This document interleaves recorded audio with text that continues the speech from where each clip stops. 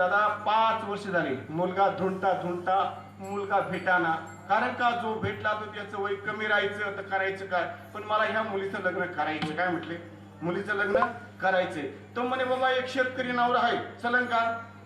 तू graduation झालेला आहे पण शेतकरी 33 बाय 33चा बंगला आहे, डाळिंबाचा बाग आहे, द्राक्षाचा बाग आहे, चालन का.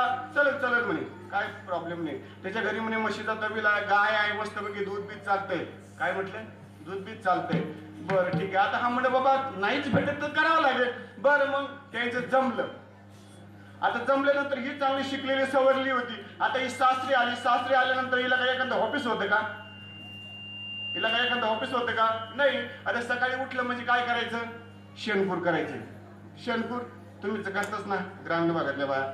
मग आता हिचं काय टेबल होतं काय नाही, सकाळची पार्टी घ्यायची ते शेणकूर करायचं. आता शेणकूर झालं. शेणकूर झाल्यानंतर मग सासरा म्हणतो अरे ये सुनबाई आता शेणकूर झाले ना. म्हटलं हा एक काम कर म्हणा त्या म्हशीला काय म्हटली म्हशीला जरा पालकुट टाक.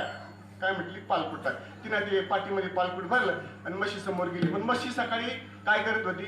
वाघूर करत होती. वाघूर असल्यामुळे तोंडातून काय येत आहे? फेस येतो ना.